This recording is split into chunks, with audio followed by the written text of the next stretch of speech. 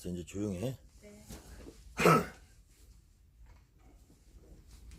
자, 안녕하세요. 하늘맞이 무속대학 정법사 정대감입니다. 자, 오늘은 좀 우리 무속인들이 궁금해하는 거 실질적인 얘기를 좀 한번 해볼게요. 이 오방기라고 있어요. 오방기. 오방기에 대해서 사실은 여러분들이 어떻게 운용을 하고 무슨 의미가 있는지에 대해서 궁금한 점이 좀 많을 것 같아요. 아무튼 오방기라는 거는 사실은 이 오방이라는 개념, 오방이라는 거는 이게 개념이거든요. 개념이라는 말은 사람의 인간의 머릿속에서 나왔다는 얘기예요. 머릿속에서. 인간의 머릿속에서 나온 거지 이것이 실질적으로 존재하는 것은 아니라 이거죠. 실질적으로 존재하는 것이 아니라 인간의 머릿속에 나오는 거예요. 그래서 이 오방이라는 개념은 실질적으로 음양이라는 것이 먼저 생기면서 음양 다음에 오행이라는 게 생겨요. 오행. 그래서 음양이라는 개념 역시도 이거 역시도 개념이고 오행이라는 것 역시도 개념인데 이 오행이라는 개념에서 오방이라는 것이 나오게 되죠. 결국은 오행이라는 것은 5가지를 우리가 우주를 구성하는 물질 구성하는 물질을 목, 화, 토, 금, 수라고 규정을 해서 이 목이라고 해서 반드시 나무라는 의미가 아니라 나무의 속성을 가지고 있는 것,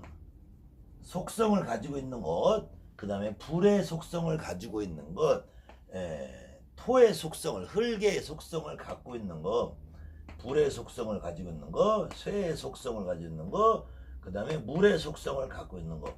그때 이제 오행이라고 할 때 술이나 뭐 휘발유, 경유를 물로 불 거냐 불로 불 거냐 이거는 어쨌든 학설이 틀리고 개념이 틀리지만 같은 물을 휘발유나 경유는 불로 볼 수도 있고요. 그 다음에는 우리가 쓴 이 분필은 금으로 볼 거냐 또 토로 볼 거냐 이런 개념이 있고요. 물론 종이는 나무의 속성을 가지고 있기 때문에 나무라고 대부분 인식을 하지만 이 나무를 더 단단하게 굳혀서 만든 걸 또 어떤 금의 속성으로 볼 수 있고요. 나무를 가루로 만들어서 부셔버리면 흙의 속성으로 볼 수도 있고요. 이렇게 다양하게 완벽하게 그렇게 규정을 할 수 없지만 대처적인 아웃라인에서 이렇게 5가지 속성을 구분을 해놨고요. 이것이 불교에서는 4가지로 의미를 내요. 그래서 지, 수, 화, 풍으로 구별을 합니다. 그래서 우주를 구성하는 물질에 지구, 우리 불교적인 세계에서 이제 풍륜이 있고요. 풍륜이 있으면은 풍륜 후에 수륜이 있고요. 수륜 후에 지구가 있어요. 그래서 그 중에 이제 또 화륜이 있고 그래서 이 허공 우리가 보면 우주 허공 중에 바닷물이 있고 거기에 땅이 떠 있는 것 같은 이런 생각 구조를 가지고 있는 것이 불교적인 세계관의 지수화풍의 우주를 구성하는 물질이고 우리가 동양 음양 오행 사상에서는 음적인 존재, 양적인 존재 이것이 가장 대표적인 양은 낮이고 태양이고 음은 밤이고 달이고 사람은 치면은 앞면이고 뒷면이고 뭐 이렇게 나눌 수도 있지만 어쨌든 음양이라는 사상에서 다시 오방이라는 사상으로 나뉘어진데 원래는 음양에서 사실은 다시 둘로 쪼개져서 하나가 둘이 되고 둘이 넷이 돼서 양의라 그래, 양의. 그 다음에 사상이라고. 그 다음에 넷이 다시 여덟로 쪼개져서 이게 8개라고 하는데, 8개가 되는데 이 사상을 다 방위로 나누니까 동서 남 북이 되고요. 가운데가 하나 있더라 이거죠. 그래서 이 중앙이라는 것이 중앙이라고 생기면서 오방오행이라는 개념이 완성이 되는데, 이 오방오행의 개념이 생활 속에서 들어오면서 여기에 다양한 이론이 붙게 돼요. 그래서 동해는 청색이 붙고, 남해는 적색이 붙고, 서해는 백색이 붙고, 북에는 흑색이 붙고, 중앙에는 황색이 붙게 돼요. 그랬을 때 이것이 오방오행 오색이 되죠. 오색. 5가지 색깔로 구별을 하는데, 이 오색이 있는 것을 이름하여 우리가 다시 색동이라고 해요. 색동. 동이라는 거는 소매의 끝자락을 동이라고 그래요. 소매의 끝자리를 동. 그래서 여러분들이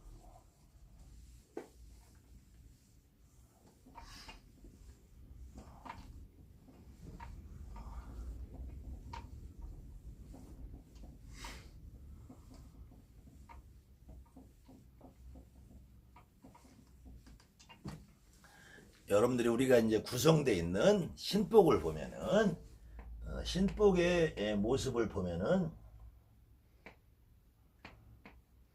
이렇게 이제 소매가 달려 있겠죠. 소매가 달려 있을 때 이 소매도 끝 동이라고 하고요. 여기에 소매 옆구리의 자락도 이게 동이라고 그래. 동. 그래서 이 동이 달려 있다 해서 흔히 말하는 대신복, 신장복, 그 대신의대, 신장의대 요런 모양의, 지금 요거를 더 정확한 의복의 명칭으로 따지면 이걸 두루마기 형태라 그래. 두루마기. 이 두루마기라는 거는 실질적으로 두루두루 막아놨다 해서 두루마기라 그래요. 그래서 이것은 사실은 이 방한의 의미가 있죠. 방한. 겨울에 추울 때 바람이 들지 말게 해서, 지금 이 두루마기는 사실은 이 고려시대 고려말의 이 원의 지배를 받을 때, 몽고라고 그러죠. 몽고의 침략을 받아서 원나라의 지배가 받을 때 이 몽고풍의 의상이 굳어진 것이 두루마기인데, 이 두루마기를 다른 말로는 동다리라 그래요. 동다리. 그래서 이 두루두루 막을 때 여기 활동성을 편하게 하기 위해서 여기를 일자로 막았으면은, 일자로 막아놓으면은 여기가 불편하기 때문에 동을 달아놓게 돼요. 그래서 여러분들이 신장님 의대나 대신복이나를 보게 되면은 여기 이렇게 세모나게 이렇게 달린 게 보이죠. 요걸 동이라고 합니다. 그래서 이거를 다른 말로는 동다리라고 해요. 동다리라고. 여기도 세모나게, 요 세모난 부분이 없으면은 여기가 좁아져서 활동성이 약해지겠죠. 그래서 동다리라고 하는데, 이 동에 소매도 끝에 동이 달리는 거죠. 동. 그래서 이 끝에 여기에 달렸다 해서 색을 달았다 해서 색동이라고 해요. 색동. 그래서 오색의 색동을 입히는데, 이 오색의 색동에는 오방의 힘이 작용을 해서 이 우주를 굴중하는 물질이 작용을 하는 힘이 있다고 그래서 주로 애군을 물리는 데 씁니다. 애군을 물리는 데 쓰기 때문에, 예전에는 우리 어린아이들이 100일이나 돌, 그 다음에 어려서 7살 10살 이전에는 아이들이 옷을 입히면은 색동 저고리를 입히는 거예요. 그래서 색동으로 된 저고리를 입힌다. 이게서 위에 소매자락에 색이 달린 동을 단다 해서 색동 저고리라고 그래요. 얼마 전에 한 10년 전에 TV 드라마 코미디에서 했던 옥동자라고 여러분들 기억하시죠? 옥동자. 옥동자도 이 소매에 색동이 달린 저고리를 입고 나와요. 그건 우리 민족이 이 오색, 오방 이런 의미가 애군을 물리칠 수 있다. 그래서 우리 어린아이들을 보호해주는 힘이 있다. 그래서 여러분들이 한양굿에서의 지금 다양한 이북굿이나 한양굿이나 전국에 통용되는 어떤 의상을 볼 때도요, 한양굿, 그 다음에 다른 굿에서도 보면은 요것은 한양굿에서 별상님 의대라고 합니다. 별상님 의대. 결국은 이것도 동다리에 속하는 옷이죠. 그 다음에는 이거는 우리 창부시 의대라고 해요. 창부시 의대에 보면은, 그래서 별상님 역시도 별상님도 별 특별한 모습을 하고 계시는 모습이라 다른 신장분들 틀리게 특별하게 색동에 입고 계시면서 애군을 물려주고 뭐 작두를 단다든지 칼을 들고 제가 우리에게 오는 나쁜 것을 몰아내주는 힘이 있다. 그래서 색동을 하고요. 그 다음에 창부씨도 1년에 도액을 맞고 애군을 풀기 때문에 색동을 입는 의미가 같은 의미에서 신장님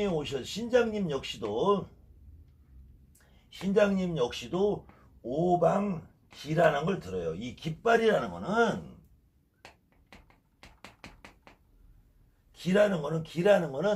주로 이 기는 어디서 사용을 하냐면은 일반인들이 살 때는 기라는 것은 어느 경우에서는 상징이란 말이에요.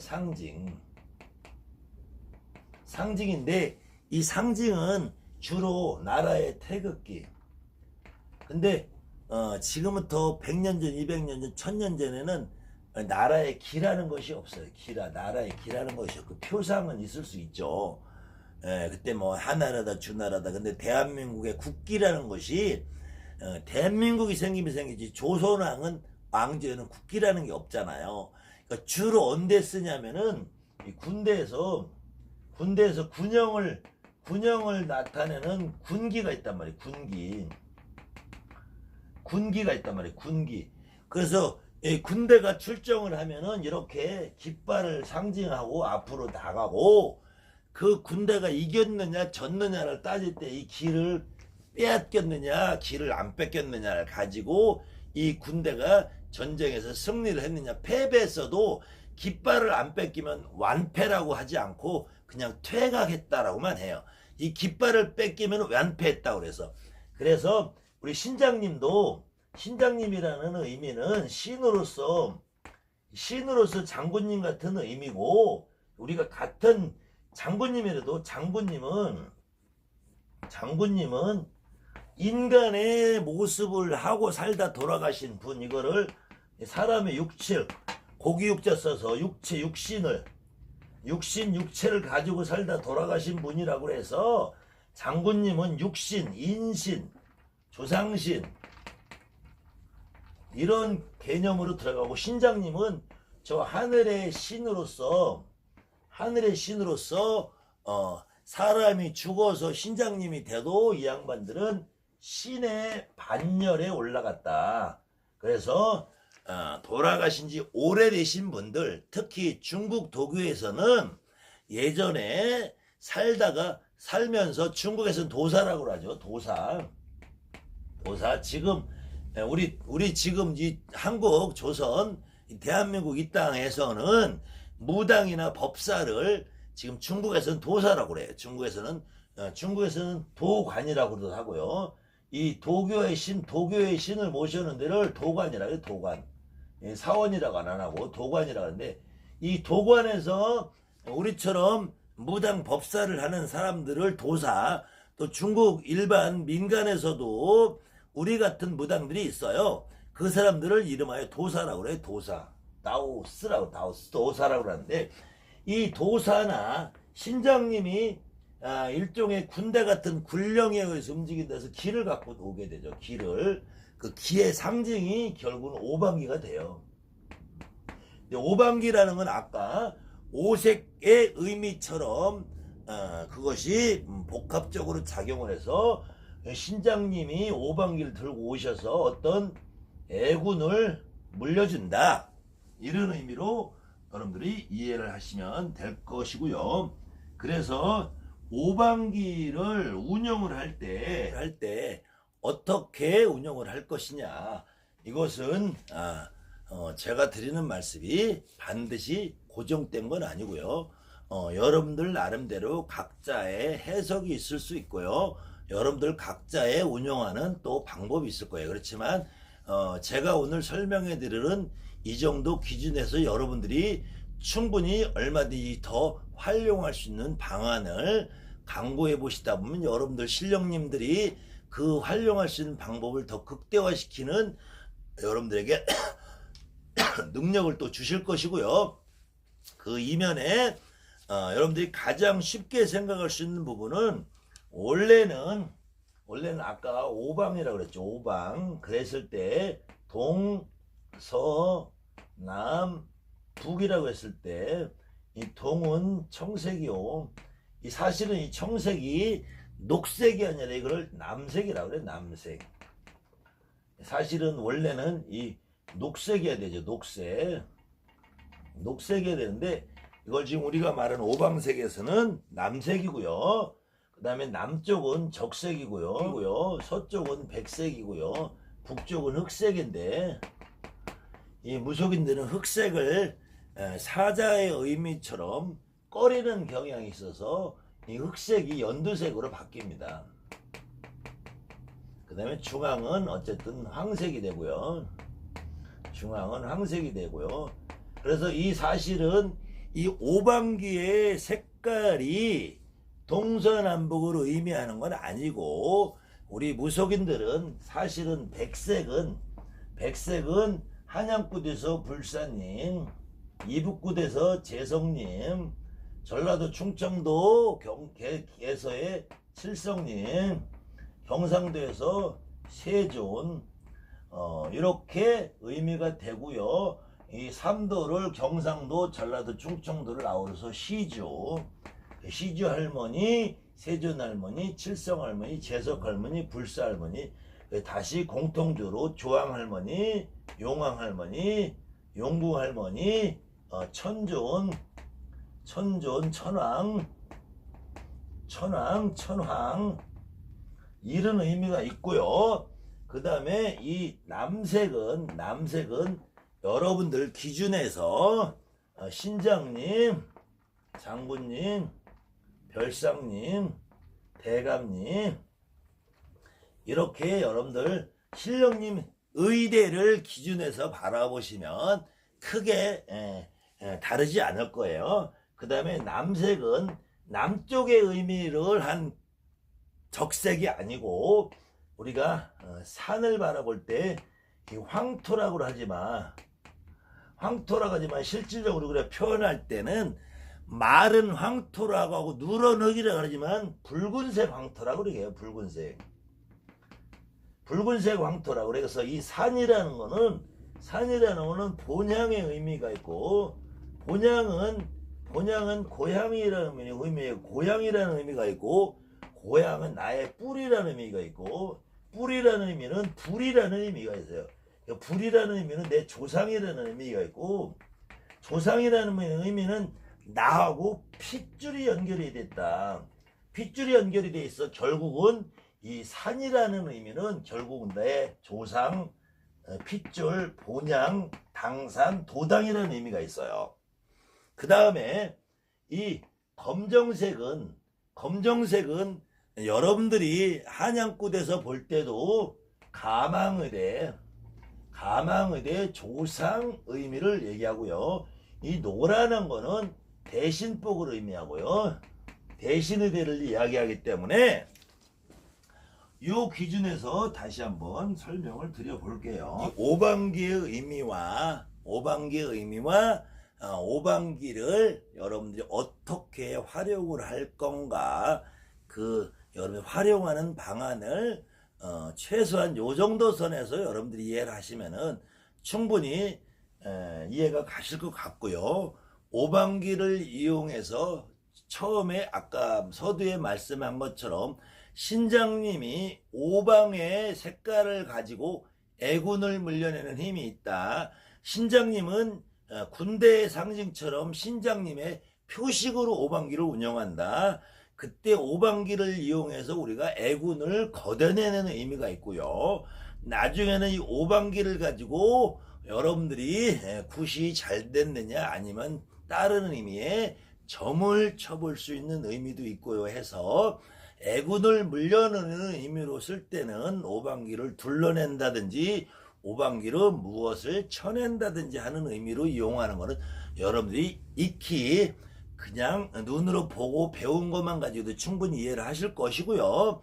이 오방기를 갖고 상대방에게 뽑아 주었을 때 어떤 의미의 점을 나올 거냐.